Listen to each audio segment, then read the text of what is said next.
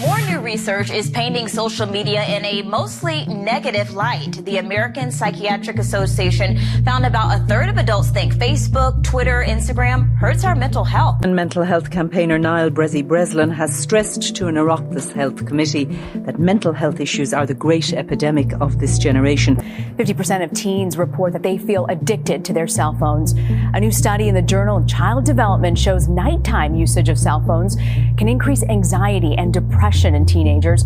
If we take social media, a past study by Chicago University Booth Business School found that it could be even more addictive than cigarettes or alcohol.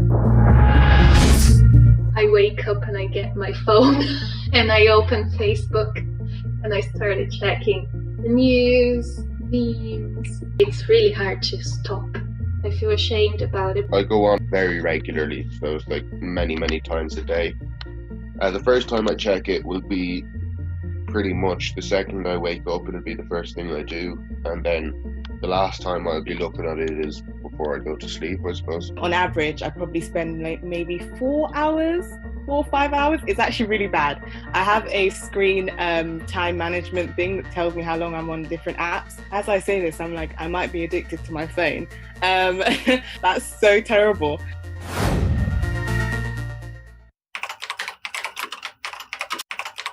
Social media, one of the most amazing creations of this generation. We like, swipe, tag, subscribe, follow and unfollow. It's a great networking tool, but with hundreds of hours spent online, some are either ignorant or pay no attention to its addictive nature. Research says over 210 million people suffer from internet and social media addictions worldwide. Today, apps like Facebook and Instagram are being used by young people mostly in pursuit of validation and fame, and this can come with a price. The brain is not designed to be switched on 24/7. We have to have downtime.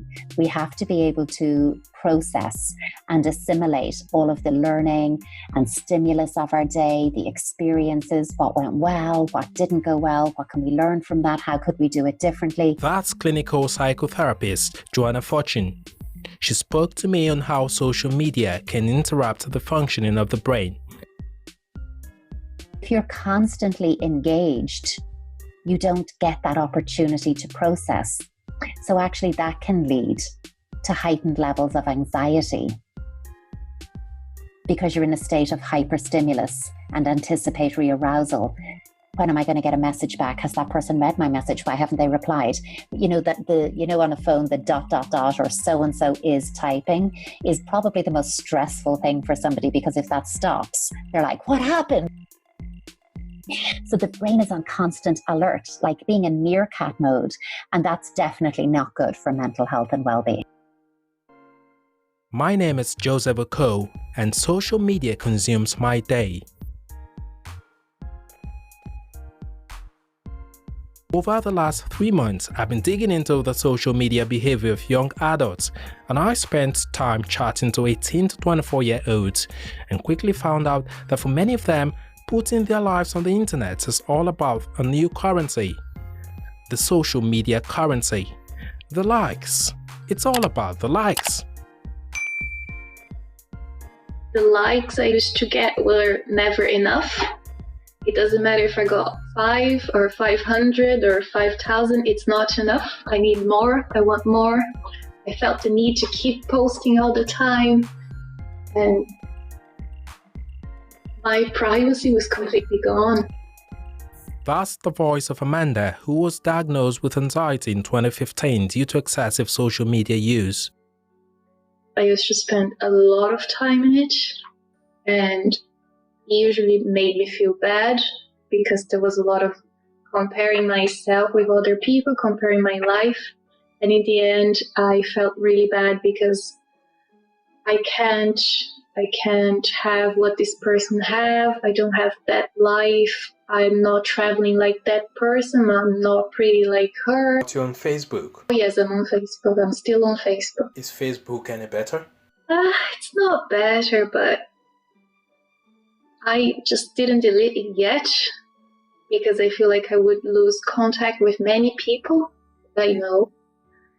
And I tried to change my feed to not get overwhelmed, to not get all of these, the same I used to get on Instagram, like just pictures of people living their best lives. So I kind of changed my feed a bit, and I get loads of memes and dog pictures, that kind of stuff.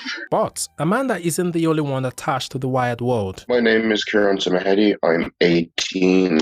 I use Snapchat the most, and TikTok's always good. Snapchat and Instagram and Facebook would be my favorites, I suppose. They're the ones I'd use most often. I like Snapchat because I can use it to talk to my friends, especially in this current climate where not that long ago we weren't able to go and meet each other. It was nice to be able to talk to them. I like TikTok because it's entertaining. I like Facebook because of how I can get information on it. How attached are you? My social media use went up a lot when the pandemic started.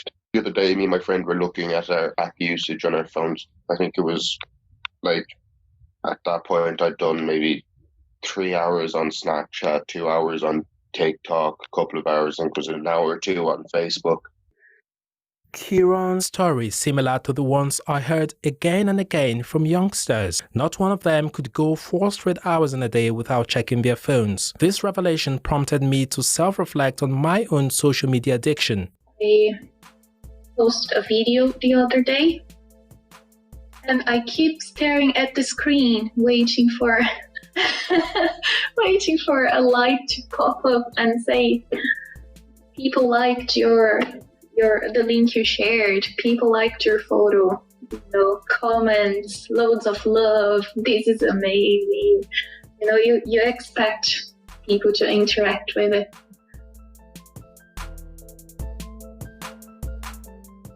In 2019, data from EU's official statistical office, Eurostat, showed that almost 9 in 10 Europeans between the age of 16 and 24 are on social media. Back to clinical psychotherapist Joanna Fortune, whose specialty is in child and adolescent psychotherapy. Joanna has spent over 15 years working with young adults. We are seeing a lot of younger people owning social media accounts and involved in problematic internet use these days. Yeah. What's the attraction? I think it's because it's the break from the real world. I think you can create a new sense of self, a new identity. You can hide parts of yourself that you don't like being seen or that you haven't felt comfortable with yourself. And you can find connections with like-minded people online. I think it's a way of feeling that you are connected, even if you're sitting alone in your bedroom. And I think that's why it's so attractive. I think as well, though, that there is that mindless quality to social media, that you're just kind of scrolling, not really having to think or engage, all the parts of your brain or self, and that it's a bit of escapism. Joanna tells me while social media could be contributing to our overall mental health issues, but not necessarily the cause of it. We say, does social media trigger mental health challenges or problems? The answer is kind of yes, kind of no, which is really difficult when you're in an area of research, when you want to kind of does it or doesn't it answer. And the reality of it is it's the manner in which social media is used. That's the key determining factor in its impact on mental health. And that's for adults, by the way, as well as young people. Other variables definitely matter because I would say social media alone cannot cause mental health problems. But if you are already vulnerable or predisposed or experiencing a challenge to your mental health or well-being, then prolonged or problematic internet use is not going to help and is likely to amplify that problem. But that doesn't mean it caused the problem. I think sleep is one of the biggest impacts on mental health that can be associated with social media use, particularly problematic social media use. People who spend the night checking their social media, so, who stay up late at night doing it, maybe put it down, maybe wake in the middle of the night and the first thing they do is check their phone, maybe initially to look at the time, but now that the phone's in my hand, I'm flicking into my social media. Those people are actually more likely to suffer from a mood disorder and to self-rate themselves as unhappy, lonely, even depressed than people who actually turn their phones off at night. Okay, so what all of the neuropsychiatric research recommends is approximately 10 p.m. cutoff for your phone use. So, despite the negative effects that comes with prolonged social media use, it's a money spinner for some, like social media influencers. I visited the Dublin home of internet star James Kavanagh for a chat. As a fan myself, it was fascinating to meet James.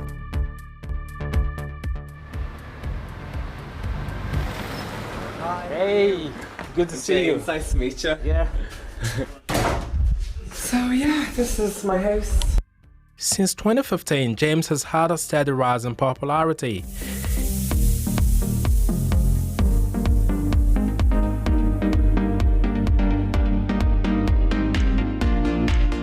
Guys, welcome to sunny Thailand. Not so much, we're actually in Dublin. I'm here with our travel ambassador, James, who is freshly bronzed.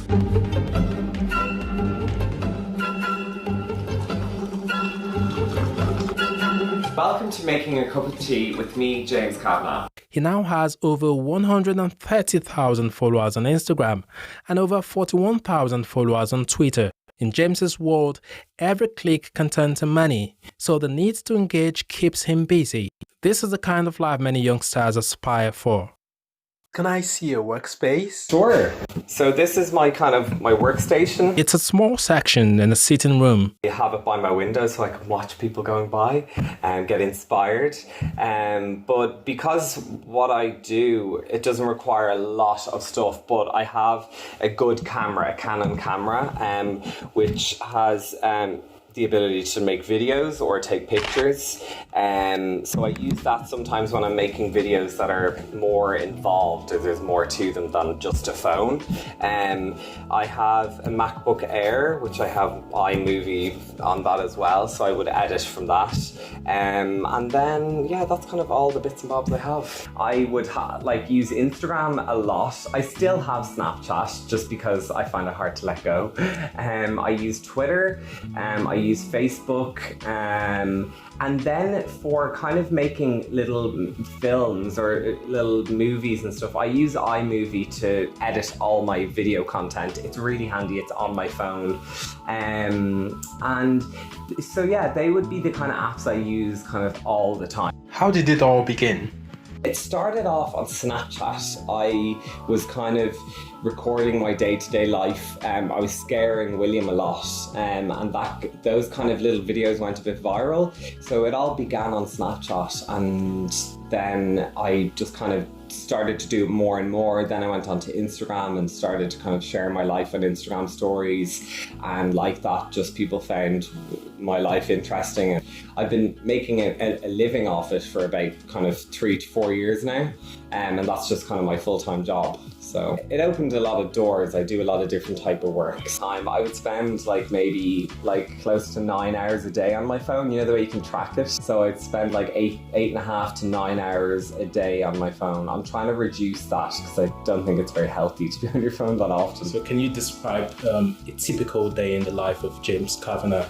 Yeah, well, it depends if as I said before, I host things. So, you know, before COVID happened, I might be hosting an event somewhere for a company or doing this or doing that. I do a good bit on TV. So my life is kind of a bit upside down now because of COVID. I'm not doing all these real life things, but generally, I would get up. We have a food company together called Currabini, so we would do a lot of kind of cooking videos.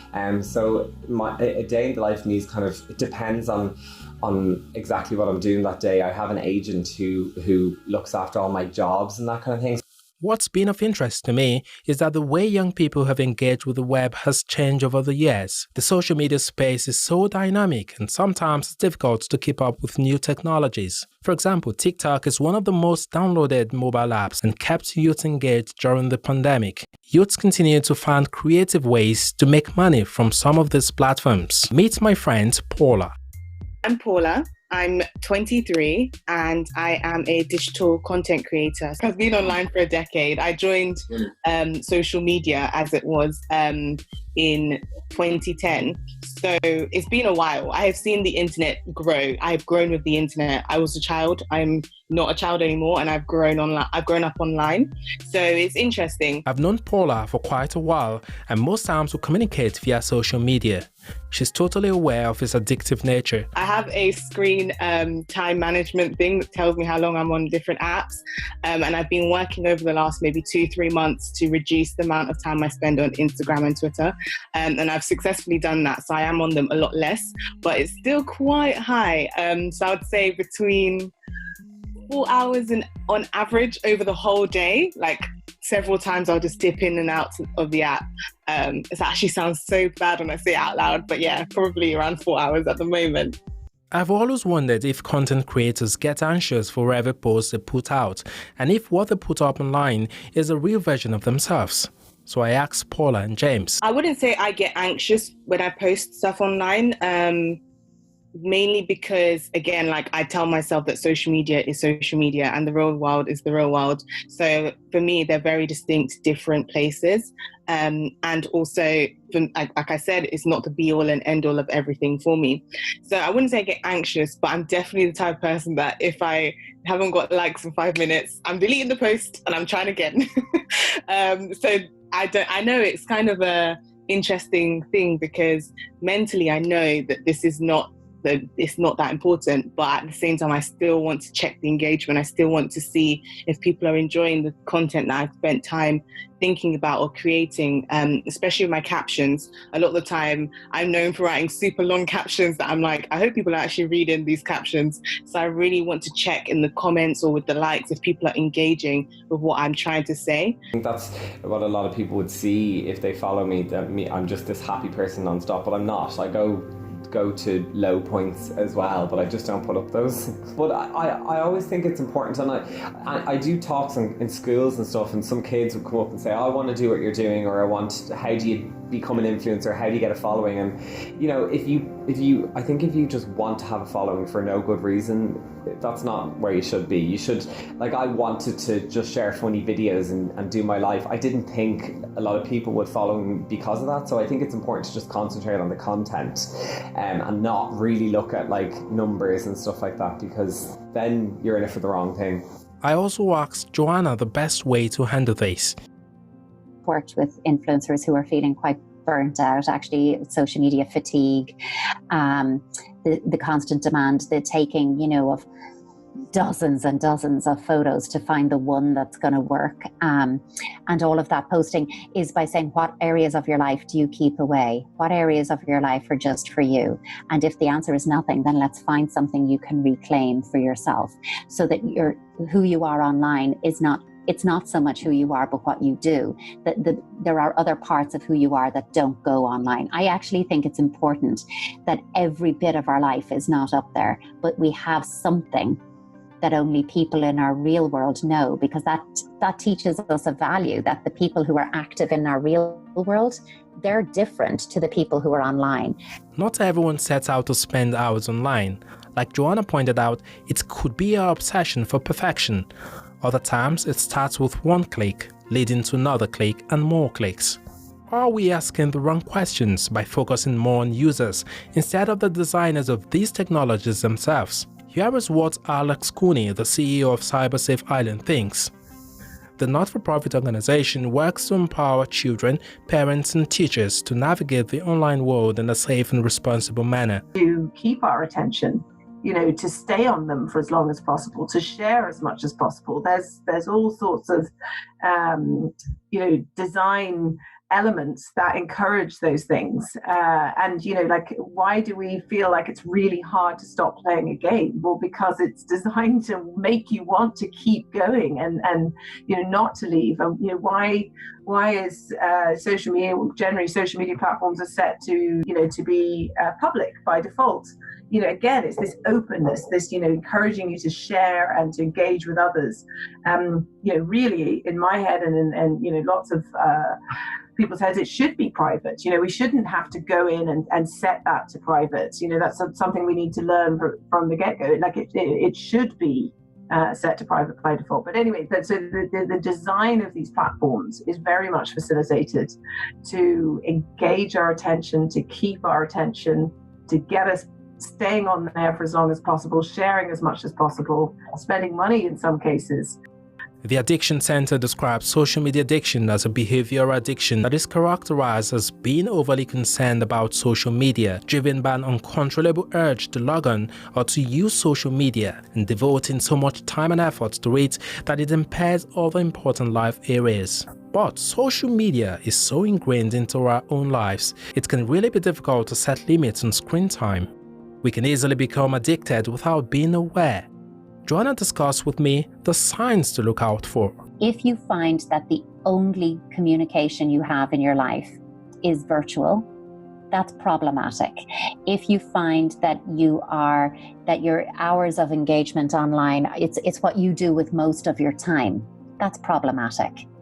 If you find you're not sleeping and maybe you're gaining weight or losing weight because you're forgetting to eat, whatever it is, if it is pervasive in your life to the detriment of the quality of your life and relationships in your life, it is certainly meeting threshold for problematic internet use.